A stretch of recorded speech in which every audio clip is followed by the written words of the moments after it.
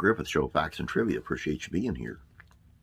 Before we get started, I want to ask you to please subscribe and please share these on your Facebook page. Thank you. Today's video is kind of like a part 2 thing of yesterday's, kind of. Yesterday was more on Andy and his daughter. Today it's Andy and his son, and how the death of his son just devastated him. Don't like putting sad ones on here, but we're here for facts and trivia, right? Anyway, let's take a look at it. What do you say? In the fall of '58, Andy Griffith and his wife adopted a son because they were unable to conceive their own. Wrote Daniel Devise in a 2015 book, Andy and Dawn, The Making of a Friendship and Classic TV show.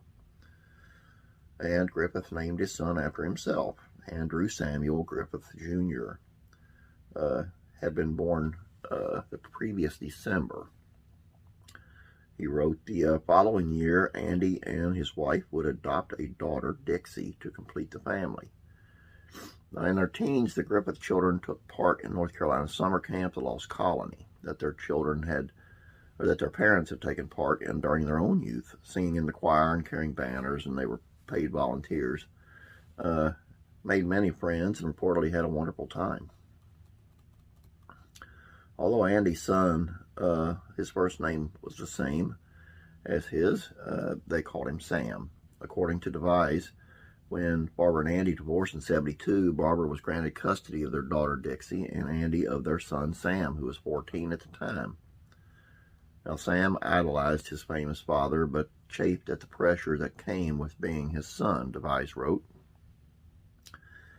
Andy's son began to drink more and more steadily, and his cousin Mike King told the author that's why he drank. It was to be a rough, contentious relationship, Andy being the dominant guy that he was. Eventually, Andy stopped contact with his son, saying that he had emotionally disinherited him. Things only got worse for Sam in '92 when he was placed on probation for beating his pregnant wife just weeks after they had wed. After years of constant and excessive drinking, Sam's body could no longer handle the overconsumption of alcohol, and he died on January 1996 at the age of 37. He slumped over a desk in North Hollywood home.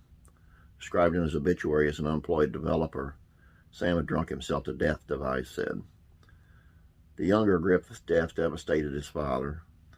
Andy was consoled by his old friend and show partner, Don Knotts. When Don called to express condolences, all Andy could say was, "It was very, very, very painful." Andy didn't speak of Sam much after that, Devise said, but he once confessed to Don, "I don't know how good a father I was." And that's today's episode. Let's just leave it at that, huh? Have a great day. God bless. I'll be praying for you.